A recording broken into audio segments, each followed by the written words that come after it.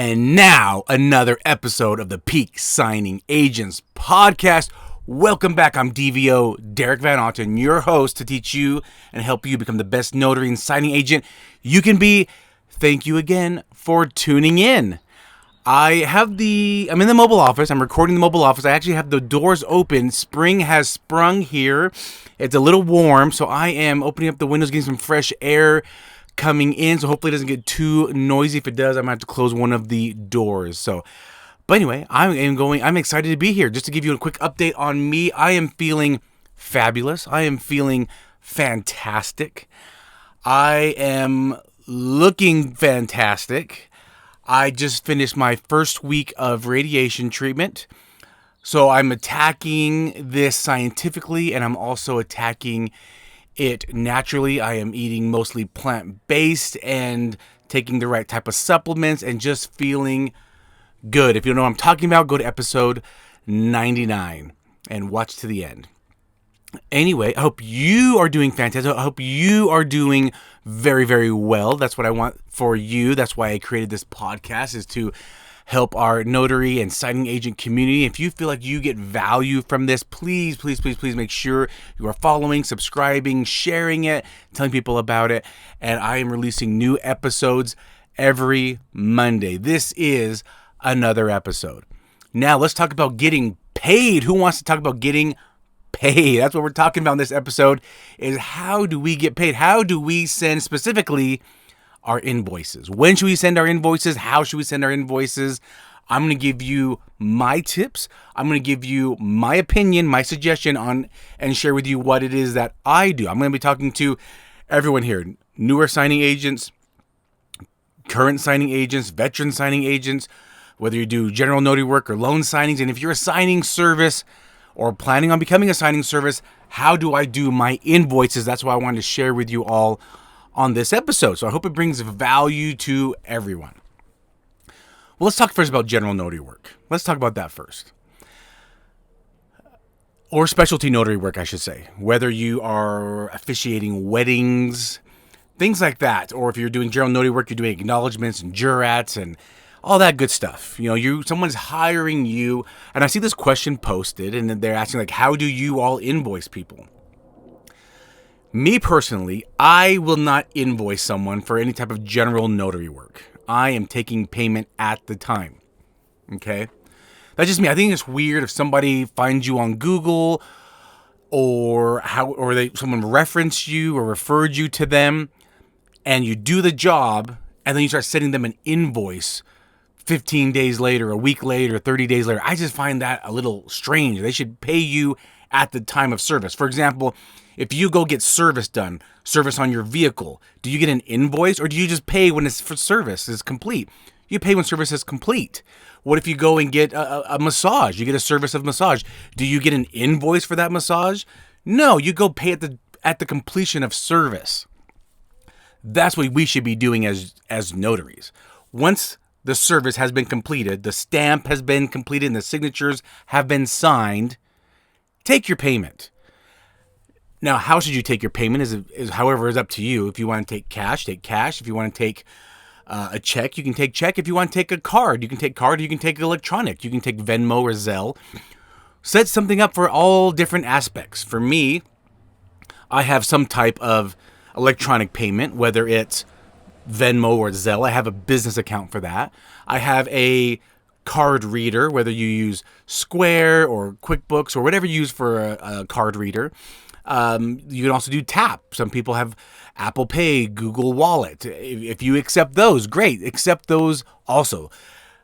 And just be able to accommodate them. You never know what people are going to have, or say, hey, this is how I pay. Hey, great. I don't accept cash, and if I do, I don't give change. I'll just accept it as a tip.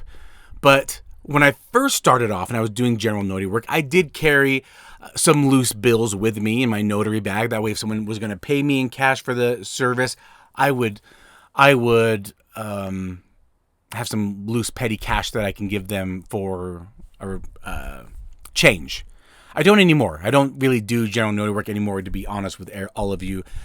But if I did, I would let them know up front. Hey, this is what, when someone called me for general notary work, I would just say, first of all, what is it? How many notarizations are we doing? Because it depends on your state, right? Where are we? Where am I going? Because you can charge by the distance. You can also charge by notarization. It just depends on your state laws. Always follow your state laws. I know a lot of notaries get confused because they think, oh, for loan signings, we're getting paid $75, $100, $125, $150, whatever it is. And then they get a general notary work request. They say, hey, how much should I charge? It's whatever your state allows. Because remember, when we're doing loan signings, we're not charging the signers. We're getting paid a service fee from the title company, the signing service, the mortgage company, whatever it is. We're getting paid a service fee. When we're doing general notary work, we are the notary public and we are charging our state's laws. So I always ask those questions when we first set up the appointment, and I tell them up front how much it will be. And I'll just say, and I even ask, what ID will you be providing and how will you be paying? I always ask those questions as we set the appointment up. So I'm asking, where am I going? How many notarizations is it, or will there be? And what are we signing? What am I notarizing for you? I'm asking those type of questions. And then, in fact, I'll even tell them beforehand as well, like, hey, okay, I'll be there at this time at this location, but have everything filled out before I get there. Don't sign anything. I'll tell them, don't sign anything until I get there, because I don't know if it's an acknowledgement or jurat, and they most likely won't know if it's an acknowledgement or jurat. So I'll say, don't sign anything until I get there, but have everything filled out before I go there. Because I'm not going to waste my time waiting for them to fill out a power of attorney. I don't have time for that. So I tell them, fill everything out before I get there. It must be filled out before I get there. What ID will you be providing, and how will you provide payment? We accept, and I'll tell them what I accept for payment. So those are tips for all of you doing general notary work. And then I accept payment at the time of service. I do not invoice for general notary work. Now, I get it. If you're doing specialty notary work, for example, field inspections, you're working with a field inspection company and they'll pay you at a certain point. I understand that. That's different. I'm talking about when you are charging them for the service. Okay. Now let's talk about loan signings. When am I charging? When am I sending my invoice, I should say? How do I send my invoice? A lot of different ways to do it. There are programs, like example, I talk about QuickBooks. You can do QuickBooks, and then you can send invoices through there to your clients. There are platforms, like for example, I am currently using Signing Order, and I can send invoices from Signing Order. There are tools for notaries like Notary Gadget, where you can log all of your signings and closings for loan signings and general notary work, and from there you can send invoices from there. So a lot of different tools that you can be utilizing to send your invoices. Now, let's just say you're a loan signing agent, you're getting jobs through signing services. Make sure you go through and read all of their instructions, because some signing services do tell you to send an invoice once you've done a job for them, to send an invoice. And you can use any of those things I just mentioned. If you already are using QuickBooks for your bookkeeping, then there's a invoicing section there. If you are using Notary Gadget to log and track all of your signings and closings and notarizations for your bookkeeping, for your tax preparer, you can send invoices through there. All right, a lot of different ways to send invoices. So if you are doing it through signing services that request you to send invoices, then you can use those platforms. Another thing you can do is set up a template, which is what I do. And I'll talk about that in more detail momentarily. You can set up a template.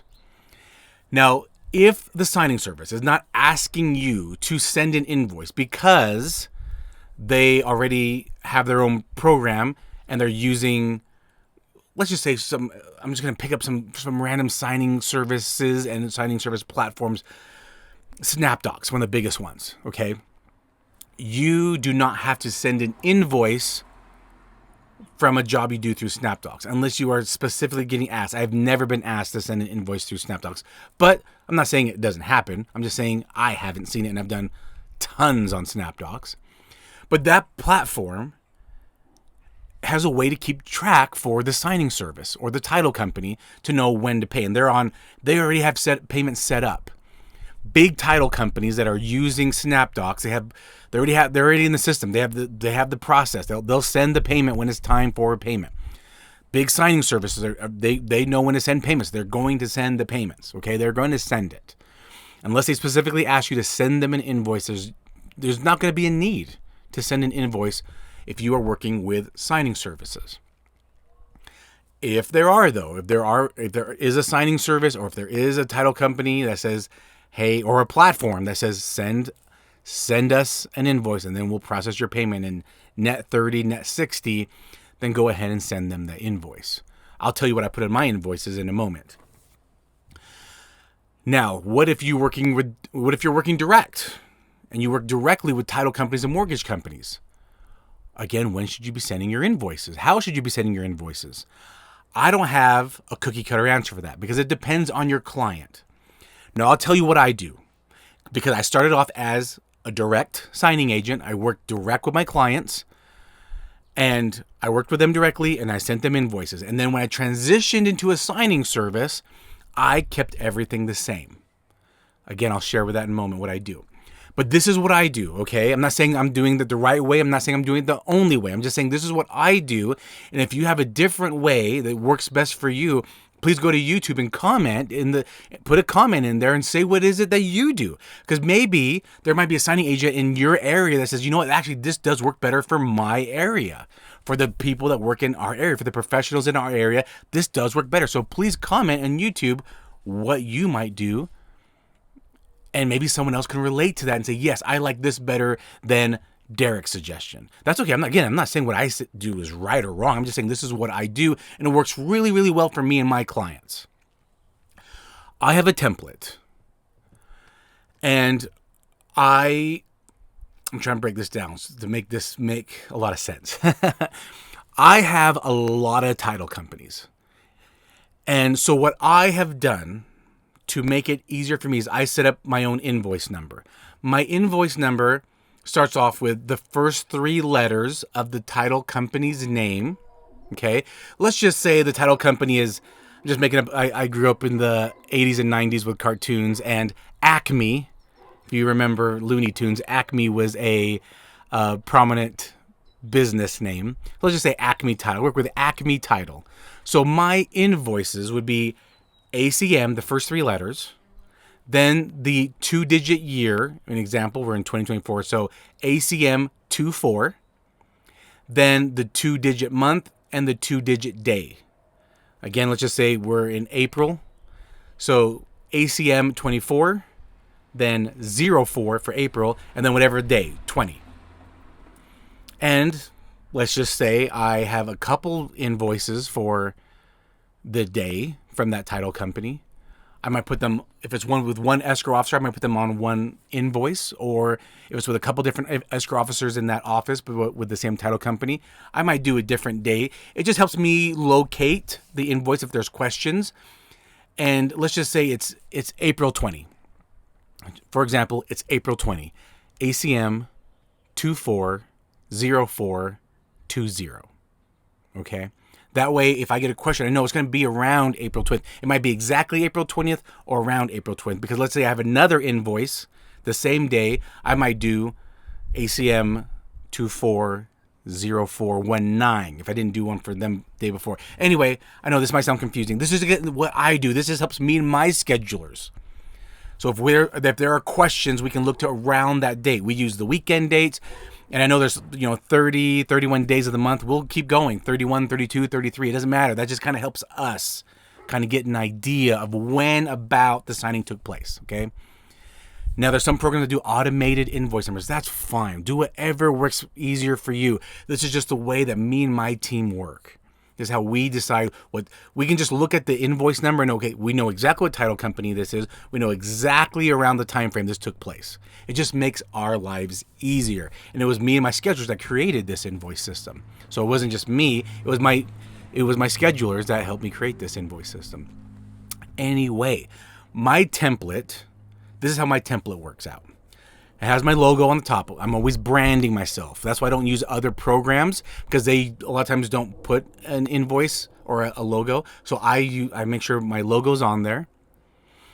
And what it does is it'll say, it'll list my address and my contact. It's my personal email, because if there's any bookkeeping or clerical or invoicing questions, I want that to come to me specifically at this moment.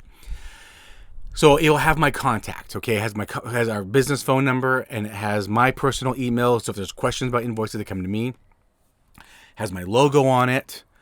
And then it has the title company. So it says bill to, or bill to or invoice to, and it'll have my title company. And then it'll have an attention, because I might put attention to one of my escrow officers or one of their assistants or the loan officer. I might put an attention to that, or the real estate agent. Sometimes real estate agents want to pay you. So I'll put the attention, the real estate agent. What I do for my clients is I put team and then the escrow officer's name. Team Jane, Team John, whatever I put, okay? That's my attention. And then I put the invoice number and the date that it was notarized. The date service was performed. So the invoice number and then the date it was performed. And then I structure my invoice. So on my invoice, it will say type of notarization. And I'm going to put purchase, refinance, sale, warranty deed, deed of trust, reverse mortgage, whatever it is that we did, I'll put that on there. Then I'll put the file number. This is the escrow or title company's file number. This is what I put on there because this is what they use. They reference everything by file number. So I make sure I put the file number. You know what else they do? They reference a lot is the property address. So I always put the property address, and then I put the clients, and I'll write the names of the clients. So again, my invoice is going to say type of notarization, and then what it is, sale, purchase, refi, whatever. File number is the title company's file number. Now let's just say I'm invoicing the mortgage company. I'll add an extra line that says loan number, and I'll put the loan number in. But then I always put the property address, and then I put the signers, or I put client, because I always say their client is my client. So I put client, and I'll put the first and last names of the people signing. And if there's a trust, also I'll put the names of the people signing, then I'll put the name of the trust as well, in case whatever makes it easier for them to locate that file so they can process my payment. And then to the right, so that's on the left column, and on the right column, it's the fee. It's $50, $100, $150, $200, whatever you're charging for that service. And I put a grand total at the bottom. And then at the very bottom, I have a couple little boxes. And it says to pay by check. And I put how to pay by check. Name on the check and the address to send it to. And then on the other side, I put ACH payments. This is my bank or credit union. This is the routing number. This is my account number. So that way they know they can pay me by ACH or they can pay me by check, whatever's more convenient. I will say, 95% pay me by check and about 5% pay me by ACH. Whatever's convenient for them. So I put that at the bottom so they know how they can pay me, especially if it's a brand new client and they're saying, well, how should I pay you? When should I pay you? How do you want payment? And I can just say it's on the bottom of our invoice. Or when they get the invoice, they can see, oh, that's how I can pay them. And so that's my template. And I have the same template, and all I have to do is make a copy of that, and I just fill in what needs to be filled in for that client, and I save it as a PDF, and I forward it on. So this is how I invoice my clients. Once we get the documents, the closing disclosure or settlement statement, I know what information I need to put on my invoice. I download that as a PDF. As soon as I finish the signing, when I was just a signing agent and I worked direct, I always had my invoice printed out. So when I would go deliver my documents or drop it off at FedEx or UPS, the very top sheet was my invoice. And then behind that was the IDs and then the rest of the documentation. So if I was dropping off documents or dropping off at FedEx or UPS, because I have clients that are in other states or they're far away in my state, that's how I would put the documents. I kept documents in the order I received them, but on top was my invoice and then the IDs and then the documents. And that's how I delivered it. So my invoice was always on top. Or if I dropped it off at FedEx or UPS, my invoice was always on top. That way it doesn't get lost, okay? We don't want our invoices to get lost. It does happen. Our clients for the majority of the time are not intentionally not trying to pay us. It just gets lost in the shuffle of business and life. We get it. And so that's how I send my invoices, okay? Now, as a signing service, how I do my invoices now is different. Let's just say I hired a notary in Las Vegas. This is a real situation happening right now. I have a notary in Las Vegas going to do a signing for me. So I sent the documents to the notary. I have the documents. I know what to put on my invoice, and I've saved that to my desktop. And once the notary says we're all finished, then I can go to my client and say, all right, our notary in Las Vegas let us know that they are all finished signing, and attached is our invoice. Thank you so much. This is me. I always just include my invoice at the time of completion. The reason why is when I first started the signing service, because when I was a signing agent, I would deliver the invoice with the documents. Okay, I didn't wait till the end of the month. I didn't send a weekly batch of invoices. I just felt for me it could be a lot, because there's some clients that I do a lot for, right? Like I'm doing 2 or 3 a day for. And if at the end of the week I'm sending them 15 invoices, I just feel like that's a lot. That's just me though. Or at the end of the day, there's nothing wrong with sending at the end of the day, here are the 2 or 3 invoices from today. Appreciate your help. But I don't like to over send emails also. For me, I just like the idea of saying, hey, let me give you the completion update. And while I'm giving you the update, here's also the invoice. Because a lot of times my clients would say, great, thanks for letting us know, when will we get the invoice? They would ask for the invoice because they wanted it. They wanted to right away give it to their accounting department. And so I've never had an issue at the time of completion to send the invoice. And all my clients just seem happy with that. They all like that. So that's what I do. At the time of completion, I give the invoice. The moment I finish as the signing agent and I deliver documents, here is our invoice. Thanks so much. And a lot of times too, because I'll go walk into their offices to drop off documents and no one's there. They're either at lunch, they're in a closing, they're in a meeting, whatever. They're not at their desk. So if I put it on their desk and they sit down, they're like, what's this? Well, right away they see my invoice, like, oh, this is the job that Derek did for us. Okay. We know because the invoice is on top. They can know right away what this is sitting on their desk. And that's what I continue to do now. So as a signing service, as soon as we're done, our notary let us know it's done. Here's the invoice. And that's why I think it's so important that as signing agents, as soon as you're done, update the signing service. Let them know you're done the moment you're done. They know how long it takes to do a seller packet or a refinance. We know it doesn't take 2 hours usually, unless there's some issues. And if there's issues, you should also be updating the signing service. Let them know that there are issues happening. But we know how long it takes. So if you go do the signing, it takes you 30, 45 minutes. Then you're driving home another 30, 45 minutes. And then you're doing the scans and uploading the scans. And it's been now 2 hours. We're like, what's going on? I think that's what set me apart from a lot of the local signing agents in my areas, because I always kept everyone in the loop. We're finished. Here's a copy of their ID. I give an update. They're going to wire funds today. They said they're going to wire funds tomorrow. I collected a cashier's check. I just gave updates the moment I was done. That way I knew the signing, this is before I was a signing service. I knew the signing service needed to communicate with their client, the title company. I think that's what set me apart. I think if you want to set yourself apart, do the update, the completion update, the moment it's done. The moment I walked out of their house saying goodbye and I walked to my car, I was going in and logging into the platform or in emailing the client, we're all done. And here's the status. I collected a cashier's check. It'll be included. They said they're going to send the wire today. They said they're going to send the wire tomorrow morning. I always gave an update the moment I was done. Even if it was my clients, even if I was driving to my client's office, like it was 20 minutes away. I did a closing and I was going to drive 20 minutes to my client's office to drop it off. It took me, let's just say I did a closing and it took 20 minutes. I was going to drive to my client, which is 20 minutes. That's 40 minutes. That's not a long time, really. But I still said, hey, we're all finished. Everything went well. I'm heading back to your office. I'll see you soon.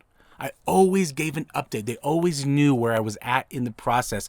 And that's why I think set me apart as a peak signing agent in my area. And that's my tip to you to be a peak signing agent in your area. That's how I do my invoices. Again, if you do something different that works really well for you, please go to YouTube and comment. I would love to know. Maybe it might help me out. Maybe my clients might like that better. I don't know. Put those comments in. It might help another notary or signing agent. But anyway, keep striving to be the best. Keep wanting to be the best in your area. Keep being awesome. I'll catch you next episode. Bye.